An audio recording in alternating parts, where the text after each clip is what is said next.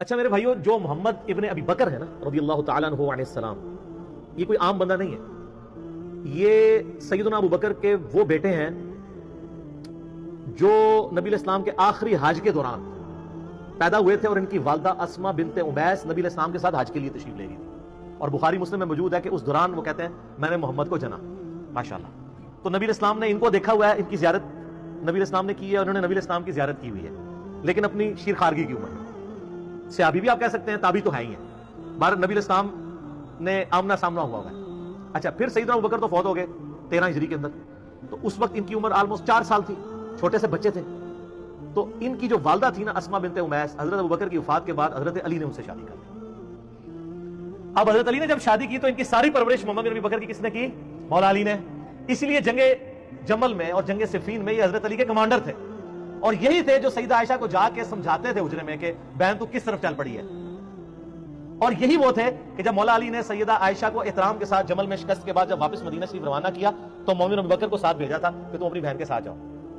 تو سیدہ عائشہ کی ان سے ایک بڑا اس اعتبار سے شغف بھی تھا، یہ بڑے ہمدرد بھی تھے. تو یہ محمد بن ابی بکر رحمہ اللہ تعالی ورضی اللہ تعالی عنہ و علیہ السلام کی کلیریفیکیشن اس حوالے سے ضروری تھی. اور دیکھ لیں صرف 30 سال کی عمر میں وہ شہید ہوئے، لیکن آتی دنیا کے لیے اپنا اثر چھوڑ گئے. اللہ تعالیٰ ان سے راضی ہو. قیامت والے دن اللہ تعالیٰ ہمیں ایسے اپنے نیک بندوں کا ساتھ نصیب فرمائے. آمین ثم آمین. تو ان کو حضرت علی نے اپنے دور میں مصر کا گورنر لگایا تھا اپنے دور خلافت میں. قیس بن سعد سے حکومت نہیں سنبھالی جا رہی تھی، پیچھے سے مالک اشتر کو بھیجا، اس کو زہر دے کے مروا دیا گیا دشمنوں کی طرف سے.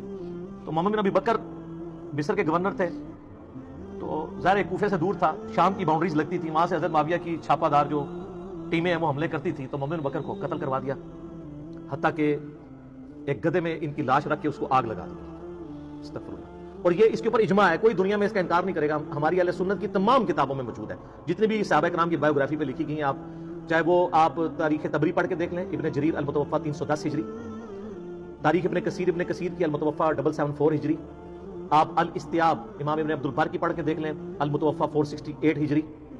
آپ کو ساری کتابوں میں ابن اسیر کی جو ہے اسود الغابہ المتوفا 630 ہجری، جس کی شرح ابن حجر اسقلانی المتوفا 852 ہجری، الاصابہ انہوں نے لکھی. 8000 صحابہ کرام کے حالات زندگی اس میں لکھے ہیں، اردو میں ترجمہ ہو کے آ چکی ہے. آپ اس میں محمد بن ابی بکر کا پڑھ لیں ان کے ساتھ کیا ہوا تھا. حتیٰ کہ صحیح مسلم شریف میں بھی اس کا ذکر موجود ہے. انٹرنیشنل نمبر کے مطابق 4722 اشارتاً صحیح مسلم میں آتا ہے. اما عائشہ سے ایک بندہ مصر سے ملنے کے لیے آیا تو انہوں نے پوچھا ہاں مصر کے حکمران کی کیا حالت ہے، کیونکہ اما عائشہ کے بھائی کو مار کے تو وہاں حضرت معاویہ نے اپنا حکمران لگا دیا تھا، اور مصر جو ہے وہ چھین لیا تھا حضرت علی سے. تو ظاہر ہے جو دنیا دار بادشاہ ہوتے ہیں وہ اپنے چمچوں کو نوازتے ہیں. تو ان کا ہمارا جو گورنر ہے وہ تو بہت اچھا ہے، ہمارا خرچہ پانی ختم ہو جائے خرچہ دے دیتا ہے، ہمارا جو گھوڑا مر جائے نیا گھوڑا خرید کے دے دیتا ہے، اور اگر کوئی غلام مر جائے تو نیا غلام دے دیتا ہے. تو سیدہ عائشہ نے کہا کہ جو کچھ تم لوگوں نے میرے بھائی محمد ابن ابی بکر کے ساتھ کیا، تمہارے اس مصر کے گورنر نے اور اس پارٹی نے، یہ بات مجھے اس چیز سے نہیں روکے گی کہ میں تمہیں رسول اللہ کی ایک حدیث سناؤں جو اسی حجرے میں جہاں تم مجھ سے ملنے آئے ہو. اما عائشہ وہ پردے میں ملا کرتی تھی. اسی حجرے میں نے اللہ کے محبوب صلی اللہ علیہ وآلہ وسلم سے سنا تھا کہ آپ علیہ السلام یہ دعا کیا کرتے تھے، اے اللہ جو حکمران اپنی رعایا کے ساتھ سختی کرے تو بھی اس کے ساتھ سختی فرمانا، اور جو اپنی رعایا کے ساتھ نرمی کرے تو بھی اس کے ساتھ نرمی فرمانا. اور جو کچھ تم لوگوں نے میرے بھائی کے ساتھ کیا، یعنی وہ یہ کہنا چاہ رہی تھی کہ اللہ تعالیٰ ہی اس کا پھر بدلہ ہمیں لے کے دے گا جو کچھ تم لوگوں نے میرے بھائی کے ساتھ محمد ابن ابی بکر کے ساتھ کیا رضی اللہ تعالی عنہما وعلیہم السلام. تو سیدہ عائشہ اس وجہ سے حضرت معاویہ سے ناراض تھی. یہ تو ایک بھائی کا آپ نے سنا. ایک دوسرا بھائی تھا، وہ تھا عبد الرحمن بن ابی بکر، اور وہ ایسا بھائی تھا کہ اس کی ماں اور سیدہ عائشہ کی ماں بھی سیم تھی. ادھر تو باپ سیم تھا، ماں الگ تھی. عبد الرحمن بن ابی بکر ہمارے سب کانٹیننٹ کے اعتبار سے سگا بھائی تھا. ویسے تو سگا بھائی ہوتا ہے جب باپ ایک ہو جائے ماں ڈیفرنٹ بھی ہو. اس کے بارے میں آپ صحیح بخاری اٹھا کے دیکھ لیں، 4827 نمبر حدیث ہے انٹرنیشنل نمبر کے مطابق. مروان جب حجاز کا گورنر ہوتا ہے، مسجد نبی میں خطبہ دیتے ہوئے وہ بار بار یزید ابن معاویہ کا ذکر کرتا ہے تاکہ وہ بیعت لے حضرت معاویہ کے بعد ان کے بیٹے کے لیے. یہ بخاری کے الفاظ ہیں.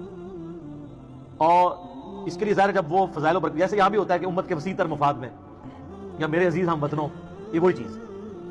تو اللہ تعالیٰ نے امیر المومنین کو یہ بات سجھائی ہے. اچھا یہ بخاری میں بھی حدیث ہے، اور یہ آپ کو ڈھونڈنا کوئی مشکل نہیں ہے. آپ تفسیر ابن کثیر کھول کے سورۃ الاحقاف پارہ نمبر 26 میں آیت نمبر 17 کے کانٹیکسٹ میں بخاری کی حدیث اور جتنی اور حدیثیں ہیں، یہ حدیث المستدرک للحاکم کے اندر بھی موجود ہے بڑی ڈیٹیل کے ساتھ، اور یہ حدیث سنن نسائی الکبریٰ کے اندر بھی موجود ہے بڑی ڈیٹیل کے ساتھ.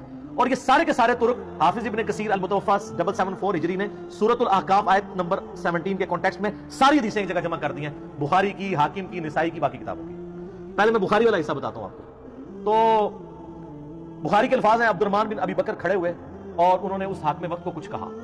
اب امام بخاری نے یہ نہیں بتایا کہ کیا کہا، لیکن یہ بات سمجھ آ گئی کہ گل چوبے علی کی تھی، اگر وہ لگ گئی جا کے، کیونکہ وہ بھی اس قسم کی باتیں کر رہا تھا۔ وہ باتیں میں آپ کو دوسری کتابوں سے، حاکم سے اور سنن نسائی الکبریٰ سے بتاؤں گا، اور تفسیر میں کسی کھول کے آپ لوگوں کے گھروں میں ہوگی، پڑھ لیں، P D F freely available ہے۔ تو اس کے بعد بخاری کے الفاظ ہیں کہ وہ مروان کو غصہ ہے، اس نے کہا پکڑو اسے، گرفتار کرو، آج کے دور میں نیب کے حوالے کرو۔ تو سیدنا عبد الرحمن بن بکر فوراً جا کے مسجد نبوی کے ساتھ ایڈجسٹنٹ ام عائشہ کا حجرہ تھا، اس میں جا کے چھپ گئے۔ اب اتنے تو کوئی بغیرت نہیں تھا، اتنی عوام دیکھ رہی تھی، حضرت عائشہ کے حجرے میں تو کوئی گھس نہیں سکتا تھا، وہ تو محرم تھے، ان کے بھائی تھے۔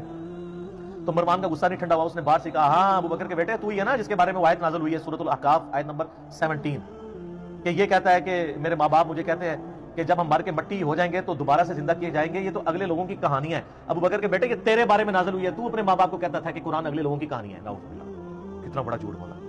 تو سیدہ عائشہ سے برداشت نہیں ہوا، وہ حجرے کے اندر سے ہی بولی، انہوں نے کہا آل ابی بکر کے بارے میں کوئی آیت ایسی نازل نہیں ہوئی ہے سوائے سورہ نور کی وہ آیات جو میری برات میں نازل ہوئی تھی، حدیث افک والی، تو آل ابی بکر کے اوپر الزام لگاتا ہے۔